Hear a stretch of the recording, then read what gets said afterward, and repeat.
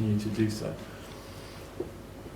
50, 60 years ago, there were 7 cities in the world that had populations of greater than 5 million people. If you look at that map now, in 2015, there's predicted to be 61 cities around the world that have a population of greater than 5 million people. In 2003, there were 46, and of those 46 cities, 33 were in developing countries. So there's this extraordinary drive towards urbanization and the mass migration of people to cities. So in the context of what David said about the fact that these cities are being designed 90% by non-architects, it's an extraordinarily exciting and challenging moment to be lived. So therefore, what do we do with these cities, these new evolving cities that are gathering pace at just an astonishing rate? How do we design them? What is the precedent? How do we even make this work? Do we design in a traditional, in inverted commas way, in Florence and Athens? Or do we go for a car-dependent city? This is LA and Dallas. How does this work? What's the context? How do we make these cities? How do we make them work? There's a very interesting relationship between density and gasoline production, which is kind of shown here. So the sort of the model, I guess, from the North American model over here to the Asian model is kind of very graphically represented. So if you sort of see that a lot of the North American cities here, incredibly widespread, no density at all, incredibly car dependent. When you come across to Asia, very much more intense, very much more dense, very little cars, much more public transportation. So much more mixed use, a lot of social density, incredible high density. And the relationship between these two obviously matters, because what that leads us to do then is then, how do people live? If you again compare 2 cities in developed countries, so-called developed countries, that have similar populations, they also have similar climates. This is Detroit versus Copenhagen. So the interesting thing here that half the density of Copenhagen, Detroit, but consumes 10 times the amount of energy. So Detroit as a model for a city, or Copenhagen as a model for a city. If we're developing these cities at such a prolific rate, what's the benchmark that we're looking to? How do we make these things influence these spawning cities that we have around the world? People say that if you do this, we're going to have these mega crammed cities. They're inhospitable places, they're unhospitable places, they're places that no one would want to live. So it's interesting to look at relative densities. Monaco and Hong Kong, interestingly enough, have incredibly similar densities.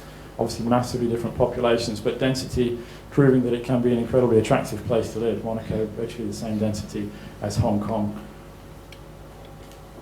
And why does this matter? Well, I guess this matters because ultimately in a graph of environmental gain to cost, so if we are living in a world where we want to maximize our environmental gain, the easiest, cheapest way to have environmental gain is just through the buildings or the cities or the architecture or whatever you want to call it. That is how you can maximize the environmental benefit. So for sure we can use heat recovery systems, photovoltaics, this is all fine and all good, but it's an incredibly expensive way of producing environmental benefits. The most easy and obvious way is just through the way you design buildings and cities and streets and squares and all the public spaces that we all inhabit. And this is a relatively easy thing to do if we just set our minds to do it. I'll just flick through a couple of very quick examples here. This is a Commerzbank in Frankfurt that we finished, which is a naturally ventilated office for a large proportion of the year. Predicted that it would be 55%, actually in operation 85% of the time the office is naturally ventilated because people have the choice to do it. So if we give people the choice to naturally ventilate their office, they'll actually ventilate a little bit earlier than you would think and a little bit later than you would think, because people just like the idea of having fresh air into their buildings. So you can naturally ventilate this office 85% of the year, much more than you would expect in a normal standard office building in a mid-European climate. The same is true as Swiss Re, again in the City of London. This is compared to most City of London buildings, which operate on a completely air-conditioned system 100% of the time. Swiss Re naturally vented 40% of the year. Because people are given the choice to do it, they can do it if they want to. The same with Hearst Building in New York. Again, 60% of the year there is free cooling with this building, compared to a more typical 10%. And finally, the Reichstag. This is a building, again, that when we finished it, compared to the Reichstag when it was previously in operation, had a 94% energy reduction compared to how it was. The 6% of energy that's used is actually used from the oil from rapeseed fields that are produced outside of Berlin. So if you like, it's 100% reduction in energy in terms of how it was before the building was refurbished, and it was last used in 1965. The final one I want to talk about then, I guess, is maybe there's a trend for very large buildings in the Middle East, following on from David's building there as well. This is a new site in just outside of Abu Dhabi. This is a place called Masdar. So a 7-kilometre site with a total population of 100,000 people. It's a scale comparison there is in relation to Venice. You can see so slightly more dense than Venice, but of a similar sort of size.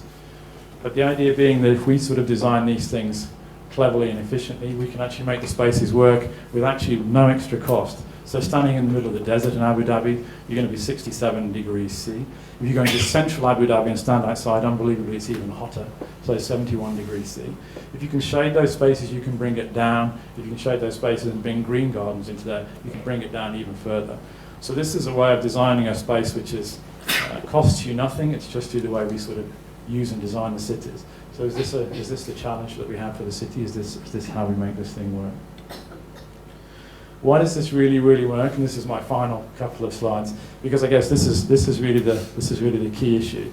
Of all the energy that we use in a typical industrialized city and society, so any sort of given Northern European, North American context, 34% of the energy used in that city is from infrastructure.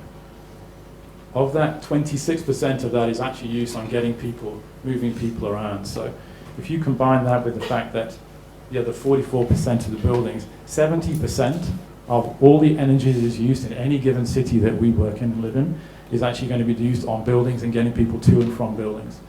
So it's a staggering amount of energy that's used in all the things that we do day in, day out. This is the amount of energy that we're involved in using. So I guess finally, is there a challenge? Is there an issue? I guess probably this is my last slide. I guess the challenge here is actually just to make sure that that we work within the context that we do, and understand that what we all do in the profession that we work in has an immense effect, and the possibilities that sort of to make that work for the benefit of everybody are obvious. So maybe we make sure that the guys who are the young guys in the audience here, I guess the challenge is to make sure that the photograph looks the same in 20, 50 years' time as it does now. Thank you very much. Thank you, Mr. Ward. So may I now invite Mr. Rocco Yim from Rocco Design Architects to give his presentation.